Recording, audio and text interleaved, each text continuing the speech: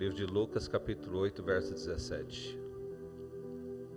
Diga comigo assim: conhecido, diga conhecido e conduzido à luz. Nesse acordo nosso, pode deixar.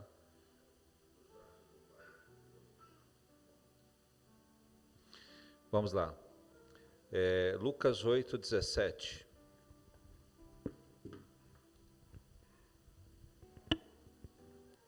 É uma nova série. E o texto base diz assim: porque não há coisa encoberta que não haja de manifestar-se. Posso ver amém? Nem coisa secreta que não haja de saber-se e vir à luz, né? Essa tradução aqui.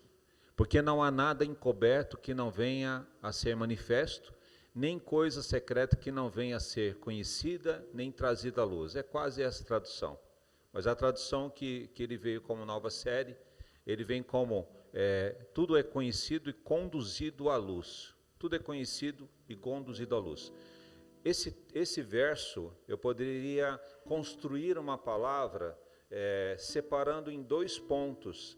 Nada é oculto aos olhos do Senhor. Pastor, amém? Nada é oculto. E se nada é oculto, tudo, tanto que está oculto quanto não está, é conhecido. Diga conhecido. Então tudo é conhecido. Diga tudo é conhecido. Tudo é conhecido. Isso você tem que ter como prática de regra e fé, como conduta cristã. Não existe nada na tua vida que você consiga esconder de Deus. Consegue compreender o que eu estou dizendo a você? Tudo é conhecido. E outra coisa que o texto diz, além de ser tudo conhecido, é conduzido à luz. Tudo que é conhecido é conduzido à luz. Então, olhe, tudo que é oculto é conduzido à luz. Posso ver amém? E tudo que não é oculto é conduzido à luz. Então, diante dos olhos do Senhor, tudo está visto. Tudo é visto. Então, se você, como cristão, tentar colocar dentro de você algo que você diga assim, não, eu não vou falar isso, eu vou esconder isso. Você pode esconder de pessoas, você pode esconder até de você mesmo, mas você não esconde de Deus. E Deus está dizendo que tudo na tua vida vai ser conduzido à luz. E o que acontece quando tudo é conduzido à luz? O que já é luz, que vai ser conduzido à luz, vai permanecer num bem-estar extremo, sobrenatural. Porque já é luz, vai ser conduzido à luz, então vai viver um extremo sobrenatural de coisas boas. E o que é oculto? Aquilo que é oculto, que for levado à luz, vai ser eliminado, vai ser exterminado, vai ser dissipado. A palavra do Senhor diz que quando a luz se faz presente, as trevas é dissipada. Posso ver amém? Irmãos, preste atenção. Se eu tratar esse texto e ficar só nesse verso e construir um sermão nesse verso, eu estou dentro de um sermão textual, em que eu vou colocar um título, eu vou colocar um conteúdo, buscar a revelação de Deus, vou ficar só nesse verso e vou construir um sermão textual. Se eu pegar o tema conhecido e conduzido à luz e apresentar outros textos que fale do mesmo assunto, eu vou estar dentro de um sermão temático. Eu pego um tema e eu vou construir o sermão dentro do tema. Eu pego o tema e vou atrás dos versos, dos textos. Então eu construo um sermão temático. Eu preciso de um tema. Se eu fosse falar, por exemplo, junto desse texto, eu vou falar de um momento em que o profeta Eliseu, já doente,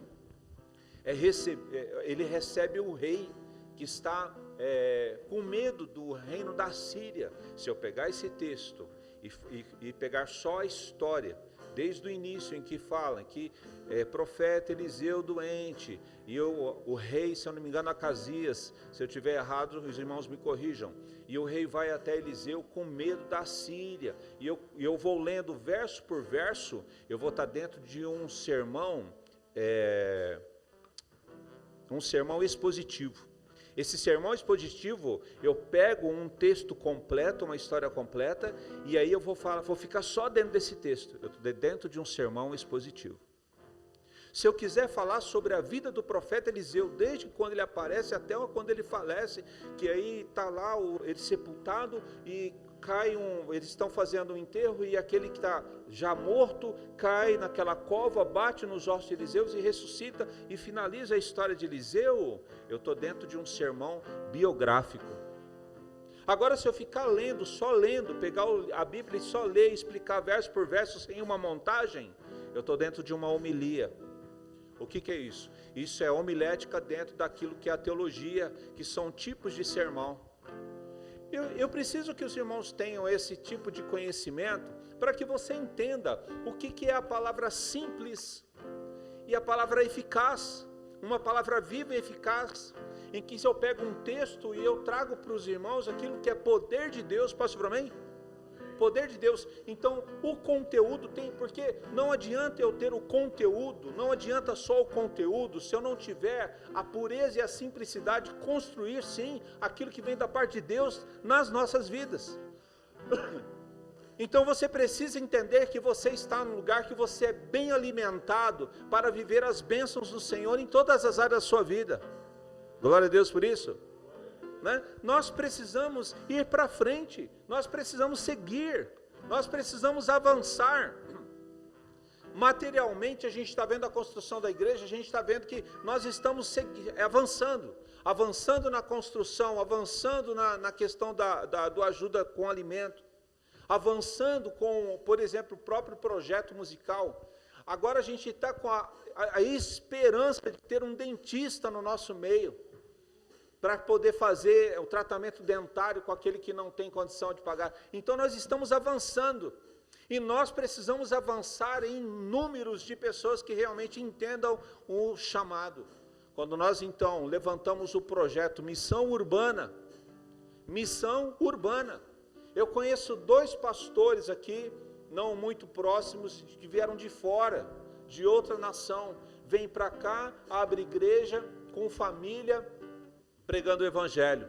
Tem um que veio da Europa, que montou, da Europa, dependente químico da Europa, foi liberto na Europa, foi enviado pela igreja da Europa para a nossa região, e hoje ele tem um espaço grande para tratar dependente químico.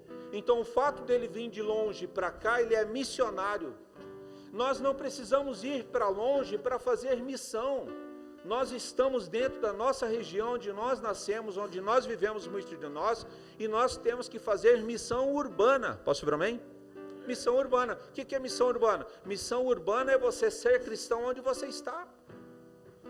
Para que então nós possamos ver o evangelho ser estabelecido na vida das pessoas, entrar dentro das casas, não só vivermos o evangelho, mas levarmos o evangelho. Por que eu estou dizendo tudo isso a vocês? Porque nós temos uma equipe pequena e um número pequeno de pessoas. Então, quando um não está presente, parece que não, mas faz uma falta violenta. Porque nós somos pequenos, mas nós estamos querendo nos organizar. Glória a Deus por isso. Então, nós precisamos enxergar a nossa vida como missão.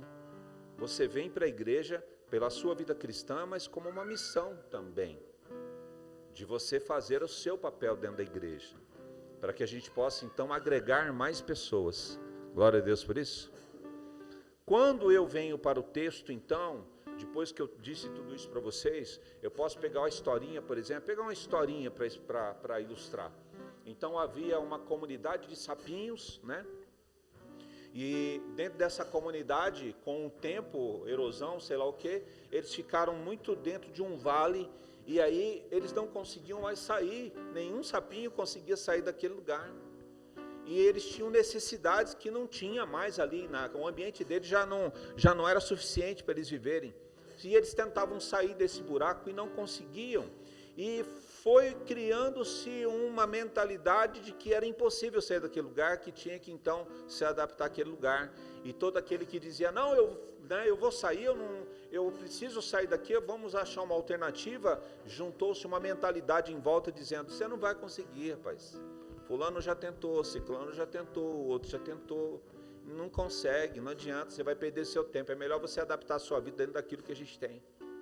E lá um dia, um dos sapinhos resolveu enfrentar, né, a subida, que era muito íngreme, e quando ele começou, os curiosos começaram a ficar em volta, e, né, uns cochichando com o outro, falaram, aí, lá vai o outro, aí, cheio de fantasia, cheio de coisa na cabeça, né, não vai conseguir, ficou aquele monte de curioso em volta, dizendo, você não vai conseguir, rapaz, nem tenta. E o sapinho foi, e conseguiu. Ele conseguiu e ele mudou a realidade de toda aquela comunidade de sapinho. E a pergunta é, por que ele conseguiu? O que aconteceu que ele conseguiu? Ele tinha uma deficiência física, ele era surdo. Então ele não ouviu aquilo que falavam que era contrário. Ele simplesmente pôs na cabeça e saiu e mudou a realidade de muitos. Muitas vezes nós temos que nos fazer de surdo para essas informações que vêm na nossa mente, tentando nos limitar, porque a maior parte está limitada. Consegue entender o que eu estou dizendo a você? E aí, qual que é o grande limite? Estava conversando com o pastor Jonas ontem, a gente conversando, porque Deus trata muito assim comigo, né? Às vezes numa conversa, num discipulado, né? Falando sobre a palavra de Deus, quando o Senhor, muitas das vezes, quando eu transmito alguma coisa, uma informação para quem está me ouvindo, eu estou recebendo de Deus ali naquela hora. Então o Espírito Santo falou comigo, eu falei com a pessoa. Muitas vezes a pessoa olha para mim como se eu já carregasse aquilo. Não, aquilo aconteceu ali naquele momento, dentro daquele contexto. E a gente conversando, Deus ministrou no meu coração. Há um tempo atrás, até por questão pessoal mesmo, quando eu estudava, momentos que eu estudava Apocalipse, eu ficava me questionando se eu ia ter coragem de, quando a sociedade me colocar, né, me obrigar a negar Cristo, que Apocalipse fala muito disso, chega um ponto que a gente vai ser obrigado a negar Cristo, se eu teria coragem de confessar Cristo, mesmo que colocassem uma arma na minha cabeça. Imagina chegar num ponto da sociedade colocar uma arma na nossa cabeça e falar assim, negue o seu Cristo agora ou você morre. E eu ficava me perguntando, Senhor, será que eu vou ter coragem de confessar? Igual os apóstolos na igreja primitiva, que todos, tirando João, todos foram mortos, né? Porque não negaram a Cristo. Só que hoje nós estamos vivendo, aí aquilo que o Senhor ministrou no meu coração, que não é uma arma na cabeça, irmãos. Nós não estamos negando com uma arma na cabeça. Nós estamos negando com informações que estão entrando na nossa mente.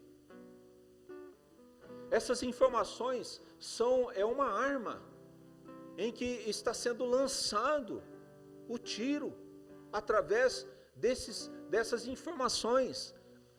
Quando então nós aprendemos que o conhecimento se multiplicar, quando então Jesus estiver próximo a chegar, essas informações que estão entrando na nossa mente, elas estão nos matando. E nós estamos negando Cristo com tanta informação. O que nós precisamos?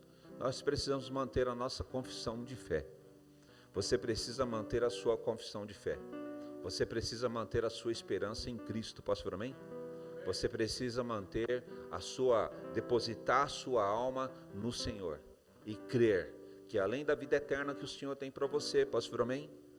Ele tem uma vida abençoada aqui. Glória a Deus por isso.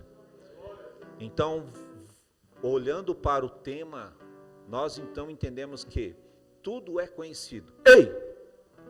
Tudo é conhecido. Tudo é conhecido. E o que acontece com todo esse conhecimento? É conduzido à luz. E é na luz que se resolve tudo. Posso falar amém? É na luz que se resolve tudo. Então o que você precisa? Você precisa ter sabedoria para entender que aquilo que está oculto na tua vida vai ser exposto. Ele vai ser exposto. E qual é o seu esforço é sair daquilo que está oculto na tua vida. Posso falar amém? Você tem que sair, porque se você permanecer com isso que está oculto na sua vida, isso aí é um veneno, e pode arrancar as suas bênçãos, pode arrancar a sua própria salvação. Então você tem que lutar contra isso. Você não pode deixar que essa multiplicação de conhecimento, essa variedade de informações que vem, te envenenarem contra aquilo que é o Senhor na sua vida. Você tem que manter a sua santidade, a sua pureza, o seu caminhar com Deus, a sua esperança em Cristo. Glória a Deus por isso. Porque quando a gente fala de milagre, quando a gente fala de Deus, quando a gente fala da presença de Cristo, a gente está falando de um ambiente sobrenatural. E quando nós falamos de um ambiente sobrenatural, você tem que entender que é algo que Deus faz. Posso vir amém? O que eu disse agora? Então, se você saiu, volta. Algo que Deus faz de uma forma que o homem não explica. Sobrenatural. Algo que Deus faz na sua vida que a mente humana não explica. Algo que Deus faz na sua vida que a ciência não explica.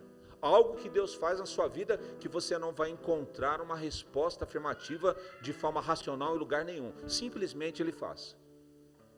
Glória a Deus por isso. Isso é um ambiente sobrenatural que cada um de nós carregamos. E quando nós entendemos isso, nós precisamos então ter convicção de fé. Amém? Ter convicção de fé. Oriundo da vida militar e assistindo alguns filmes de guerra, Segunda Guerra, em algumas lembranças, eu fico olhando assim, falando, meu Deus, porque se o nosso Senhor é o nosso general, né, que não perde batalha, mas quando a gente vê a organização do exército, é impressionante como cada um tem a sua função específica. E uma das coisas que a gente olha, assistindo o filme, né, e olhando a nossa realidade cristã, né, o soldado que vai para a guerra já com medo da guerra, ele vai paralisar na guerra. Preste atenção, o soldado que vai para a guerra com medo da guerra, ele vai para a guerra. Só que quando ele chega lá, ele tem um ataque psicológico, entra em choque. Né? Dentro do filme que eu estou assistindo, tem um que tem uma cegueira temporária. Por que ele tem a cegueira temporária? Nem os oficiais conseguem entender por que aquela cegueira veio. Só que quando você vai vendo o contexto do filme, a cegueira veio dentro do contexto do filme porque ele entrou num estresse muito grande. Ele entrou em choque e veio uma cegueira. Quer dizer, o cara nem entrou em campo de batalha e ele já está com um problema, algo que está paralisando ele.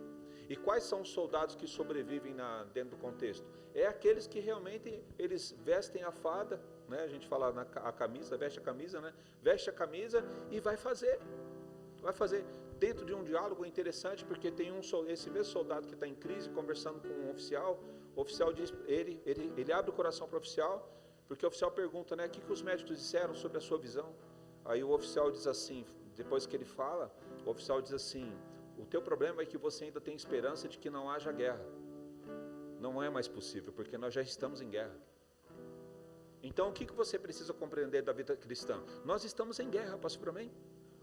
Não adianta você tentar encontrar uma vida alternativa que não seja a sua comunhão com Deus e aí você lutar pela sua vida cristã.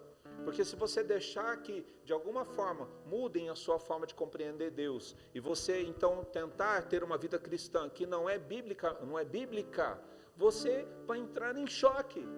Porque as outras informações e as outras situações, uma que não há salvação sem Cristo. E todas as suas crises não vão ter saída. Todos os seus limites vão ser humanamente explicados. Quantas vezes nós vamos no médico? Igual essa questão do olho. Você vai no médico, o médico fala, você tem essa questão, você vai ter que passar por essa cirurgia. Né? Então, a ciência, ela explica. Ela vai te explicando, mas muitas vezes na explicação dela, ela vai virar para você e falar, a sua situação real é essa e isso não muda.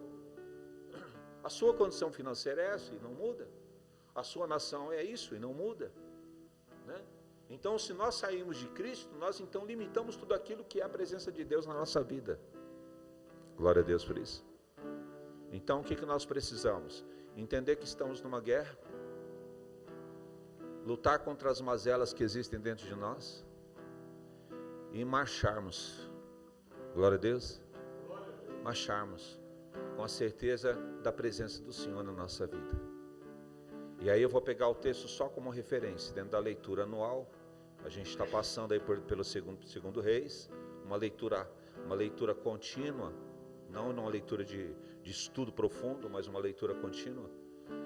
E aí, dentro dessa leitura contínua, a gente encontra então o profeta Eliseu doente, em que o texto diz assim: Eliseu está doente, está velho, com a doença que o leva à morte, né, ao recolhimento, né?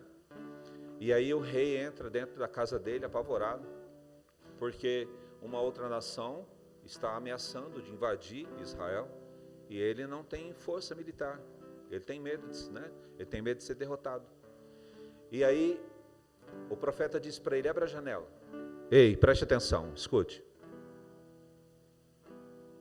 O profeta Eliseu diz para o rei: abre a janela. Ele já está acamado, ele já tem dificuldade física. Abriu a janela. Aí eu falei: pega essa flecha. E tinha uma flecha ali naquele contexto. Atire essa flecha pela janela. Ele atirou. E o profeta diz para o rei: essa flecha é a flecha da tua vitória.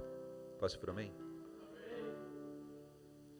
Qual é o conhecimento humano, científico, histórico, que possa chegar para nós e dar uma conclusão afirmativa dentro do texto, em que a gente então, quando a gente não saber mais o que fazer, aquele dia que você fala assim: eu não sei o que eu vou fazer, estou cansado, estou desistido, não quero mais.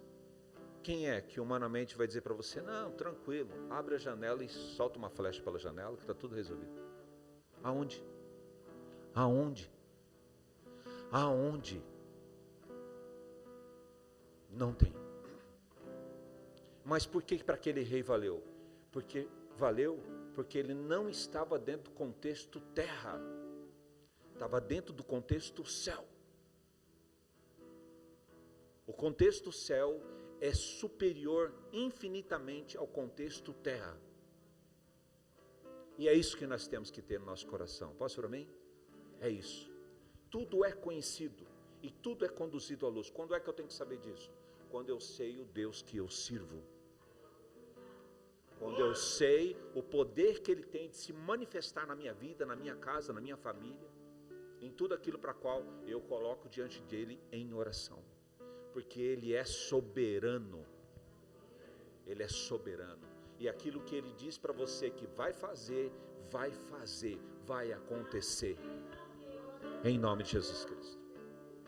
Então, se você me permite, e nós entrarmos então verdadeiramente diante do Senhor, se nós verdadeiramente, a partir deste momento, estivermos na presença de Cristo, porque Cristo diz que quando dois estão falando o nome dEle, dois ou mais falando o nome dEle, Ele está presente. Então, se você permite entender que Cristo está aqui vivo e ressurreto, nós então vamos sair da mente humana e entrar no sobrenatural de Deus. Porque este é o propósito da igreja. Este é o propósito de um missionário urbano. Estar na igreja é ser salvo, viver uma missão. Nós estamos numa guerra. Então, assim como o profeta já, com a sua vida ministerial, encerrando, ele vira para aquele rei apavorado, sem saída. Porque é isso que a vida humana faz com a gente.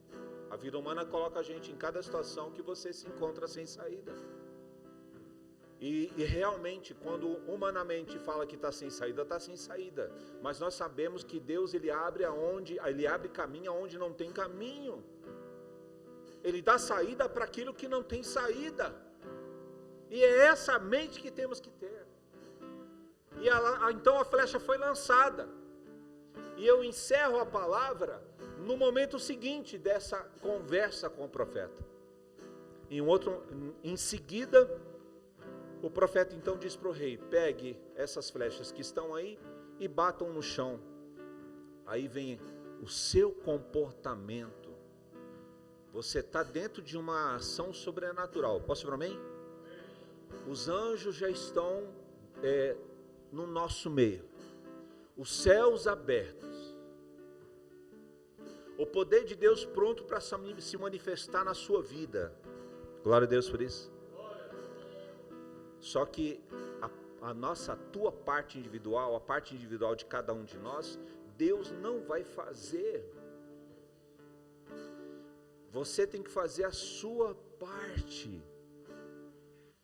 O profeta lançou a palavra sobre a vida daquele rei, mas o rei não é anulado. O rei tem que fazer a parte dele. E quando chega a sua parte, não adianta eu dizer para você, não, olha, nessa situação faça isso, isso, isso. Chega um momento que o próprio Deus não me permite dizer isso para você,